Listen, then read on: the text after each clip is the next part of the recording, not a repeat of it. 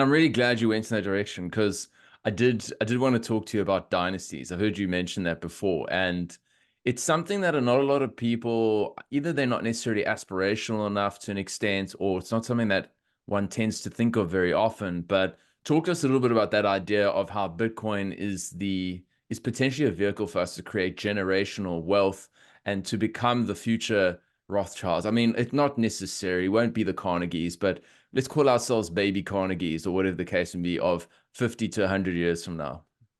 Yeah, I mean, at the end of the day, the reason why those families are those families is because they managed to grasp onto industries that were going through the adoption curve, right? And so with Bitcoin, you have now the ability to go through the adoption curve without being constricted based on your financial ability right now. Bitcoin's the first asset. Like when I was in gold, right? I was buying ounces of gold. I was paying a 1 to 3% premium on that ounce of gold. If someone who is in the working class or the poor class wanted to buy a gram of gold, they've now got to pay a 40 to 60% premium on that gram of gold. So in order for me to be in the money, in the profit on my gold investment, it had to move up 1 to 3%. Mm. For somebody who's poor, for their gold investment to turn a profit, it's got to move up 40 to 60%, right? Because they're basically handing over $100 and getting back $50 worth of gold. And so this is the first time in human history where you have an asset that you can do that with. Because even a poor person wants to get involved in real estate, either they got to take on too much leverage or they got to save up for such a long time to buy that house. And then the house value has gone up. So they got to keep saving. It's this never achievable dream that people have. Whereas with Bitcoin, whether you are a multi-billionaire like Michael Saylor, a multi-millionaire like myself, or someone literally on the street, there is maybe a 1.5% percentage point difference between my purchase price and your purchase price. Mm. Mm. Absolutely. And another way to almost frame it now that now we're going down that path is like Bitcoin is almost like this. I mean, as Saylor likes to describe, the scarce digital real estate where you can own it in fractionalized. And that's one of the beauties because I guess, yeah, if you wanted some exposure to real estate, there's a big challenge there. There's capital constraints and all that jazz. And Bitcoin does offer that ability. And being a system with, with rules and no rulers, doesn't matter whether you're a sailor or the pleb on the street, you can't really influence the outcome. I Yeah. just So, wanted to take a second and just apologies for interrupting. I wanted to take a second and just talk about the dynasty approach, right? And how do you become a Rothschild or a Carnegie or someone like that? let's go. The reason why they managed to actually do that is because they're the ones who owned the asset and controlled it. With Bitcoin, it's really almost the first time in history where if you are a normal person, you have the ability to own and control an asset.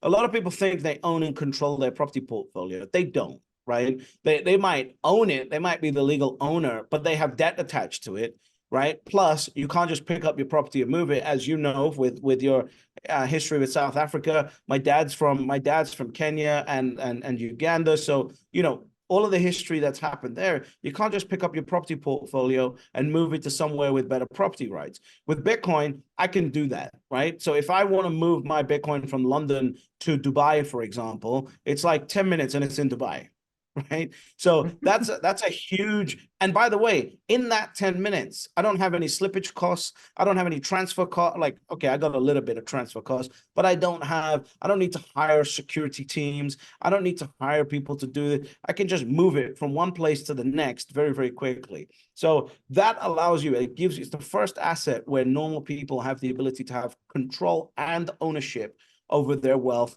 and their energy that they've spent their time earning. And that's how you become a future Rothschild or a Carnegie, because you set a vision, you set a mission, you have the resources that move in that direction, and then you have the people. The one thing that we're all missing right now in the world, and we can see it in all the data that's coming out everywhere, is the demographic issue that we all have, right? Now, that's going to be slightly plugged with the idea of AI because one person will be able to have the productivity of four, but still, the people who really want to take over the world, you will need children, you will need people in order to do that. And they'll all just need to be smart enough to use that AI. It's like now, instead of having four children, you could have one child that does the productivity of four children, right? But that doesn't mean that you don't have the four children, right? Like that's you got to have 4 children, and it's going to feel like you got 16 kids. That's how it's supposed to be. Totally. So in summary, you need to grok Bitcoin and then you need to have lots of children. Not well, in a relative sense, you might not need the amount of kids that you had in the past. I've heard you talk about how typically, these dynasties had multiple children, which is true. And everyone within the family has a different role. And I think something that a lot of us Bitcoiners don't spend enough time thinking about is getting our Bitcoin in the right structures to not only protect our assets, and then doing enough education, whether it's with our spouse or with our kids, so that they understand what they own. Because what could be more devastating than spending your life, stacking Bitcoin and really sort of delaying gratification in many ways? You could buy an island, you could do whatever the hell you want, but you're trying to create generational wealth, only for some sort of shithead 21-year-old to go and blow it on Maseratis and all sorts of stupid consumer purchases. So you really got to Hey, listen, buy it on. Listen, all I know is I would much prefer a wife who bought Hermes Birkin bags rather than Louis Vuitton bullshits, right? Because at least Hermes Birkin bags, you buy them for 30,000 a bag, and they're worth 80, right? That's a much smarter woman than a woman that buys Louis Vuitton, as far as I'm concerned. So as far as all of that's cool. The key thing that I've been studying, and again, this is something I'm thinking about in my life right now, so it's at the front of my mind in terms of having a conversation about it. But the thing that I've been thinking about is the reason why the Rothschild name turned into what it is because he had the balls to direct the purpose and the mission that last name was on. Nowadays, what we get, and again, to a certain extent, I also went through this where the direction isn't as clear, where I've got to find my own direction, right? The thing that he did was very simple. He had, a lot of children. He put 5 of his sons in 5 different European cities and said, grow the banking empire from those cities. And that's how they managed to take over the world. Now, you might be able to do that with less children nowadays, right? Because of the AI and everything else and everything being online. But you still got to have people, and they still got to be focused on one mission, and a mission that they find pride in. The problem is a lot of young people don't find pride in their last name anymore. They don't know what it means. They don't know about the fact that, what their parents have been through. And hey, they might have justification in that. Their parents might not have been through shit. There's people who spent the New Year's getting drunk instead of acquiring 1 Bitcoin and getting to that 1 Bitcoin. And why would I celebrate that person's last name? You're a fucking failure. You chose getting drunk over protecting your progeny and the direction of your last name. What is there to celebrate about you? So unfortunately, that child that comes down that line is now going to have to do the hard work of creating that value themselves. And guess what? They're going to be set back because of one person's decision today. And a lot of us have had family members. We're not all lucky like royal families or whatever else, or business magnate families, etc. We're not all lucky, right? My dad's, for example, got kicked out of Africa because he was Indian, right? Got kicked out. So he had to drop everything that they were building over there and come and build in the UK. You don't think that was a setback? So we all have setbacks, but you have to realize that your decisions today are going to affect your progeny tomorrow. And unfortunately, every asset that we've ever experienced has basically allowed you to pass the buck on to the next person carrying your last name. Because if my dad bought 10 properties in London when he was 18 years old, guess what? I can still buy 10 properties in the UK. It might not be in London, but it might be in another city. It might be in another part of the world, which will have the same effect as London had over the next 30 years. But with Bitcoin, it's different because there is only 21 million. So if my dad had bought, let's say, 10 Bitcoin back in the 1970s, let's imagine it was here, there is no way outside of the miraculous of me becoming a multi-billionaire for me to buy the same 10 Bitcoin.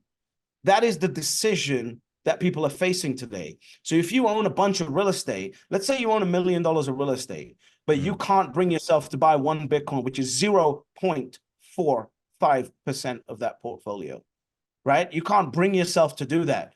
I don't know whether you deserve that. I don't know whether you deserve to manage the risk that you have. So therefore, you will be repriced. At the end of the day, you've got to stay focused on what this whole thing is.